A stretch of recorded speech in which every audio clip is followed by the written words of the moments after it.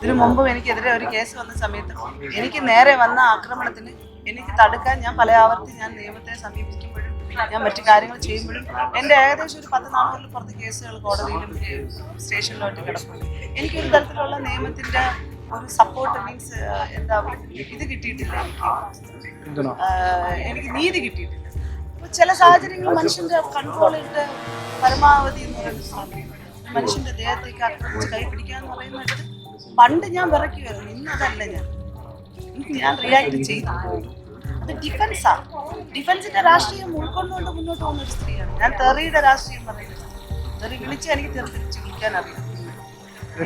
അത് ചെയ്യണമെന്നല്ല ഞാൻ പറയുന്നത്. എനിക്ക് അതല്ലാതെ വേറെ ഓപ്ഷൻ.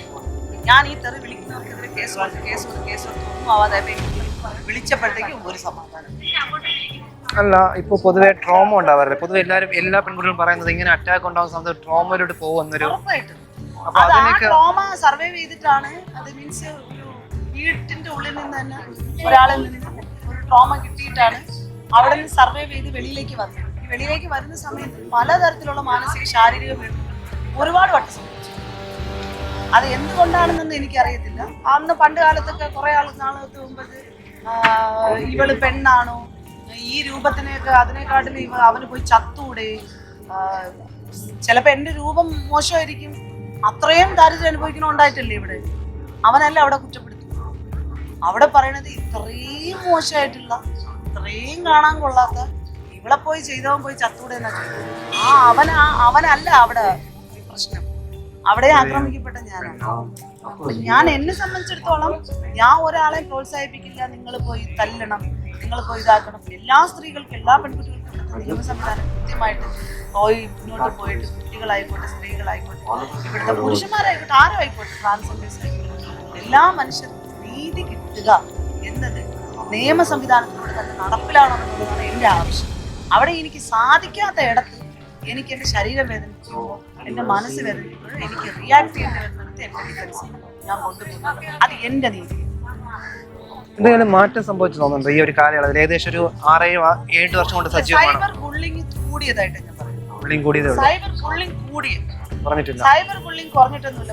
ബുള്ളിങ് ഞാൻ എനിക്ക് തോന്നുന്നു ഐ തിങ്ക് ഞാൻ ബുള്ളിങ് നേരിടാൻ തുടങ്ങിയത് ഏകദേശം 2010 മുതലാണ്. 2010 മുതൽ ഞാൻ ഇങ്ങോട്ട് എടുത്ത് നോക്കിക്കഴിഞ്ഞാൽ ഓരോ വർഷം കൂടുതൽ ബുള്ളിങ്. എൻ്റെ സോഷ്യൽ മീഡിയ അക്കൗണ്ട് എടുത്ത് നോക്കിക്കഴിഞ്ഞാൽ റീച്ചുകൾ കുറവാണ്. എൻ്റെ പ്രതികരണം കൊണ്ടായിരിക്കാം മേ ബി. ഞാനിപ്പോൾ അധികം പോസ്റ്റുകൾ അധികം ഷെയർ ചെയ്യില്ല. ഞാൻ ചെറിയ എന്തെങ്കിലും എന്റർടൈൻമെന്റ് സാധനങ്ങൾ മാത്രമേ ഇടുന്നുള്ളൂ. എനിക്ക് വയ്യ. ഞാൻ ഇട്ട് കഴിഞ്ഞാൽ ഇവളേത് തിച്ചിന്നാണ് വിളിക്കുന്നത് ഫസ്റ്റില്. തമാശ പറയണത് അങ്ങനെയാ വിളിക്കുന്നത്. ഞാൻ അവൻ എന്ത് ചെയ്തിട്ടെന്ന് എനിക്കറിയില്ല. എൻ്റെ പ്രതികരണമാണ്, എൻ്റെ ഡിഫൻസാണ് ഞാൻ പറഞ്ഞത്. ഒരാളിന് അനീതി നടക്കുമ്പോൾ എൻ്റെ പേഴ്സണൽ ഒപ്പീനിയനാണ്. ആവിഷ്കാര അഭിപ്രായ സ്വാതന്ത്ര്യം മനുഷ്യന്മാർക്ക്. അതിൻ്റെ അടുത്ത് നിന്നിട്ട് ഞാൻ എങ്ങോട്ട് പോയിട്ട് നിങ്ങൾ വന്നിരുന്ന എൻ്റെ അടുത്ത് സംസാരിക്കുന്നത് ഞാൻ സംസാരിക്കും. വളരെ നോർമലൈസ് ആയിട്ടുള്ള ഒരു സ്ത്രീയാണ്. വിദ്യാഭ്യാസം കഷ്ടിച്ചിട്ടുള്ള ഒരു സ്ത്രീയാണ്. സമൂഹത്തിൻ്റെ പോക്കുവരവുകൾ കണ്ട് മനുഷ്യ ജീവിതത്തിൽ ഇറങ്ങിച്ചെന്ന് ഈ പുരോഗമനം ഈ ഇടത്ത് മൊത്തം സർക്കുലേറ്റ് ചെയ്തിട്ട് മനുഷ്യന്മാരെ കണ്ട് ജീവിതങ്ങൾ കണ്ട് പഠിച്ചിട്ടാണ്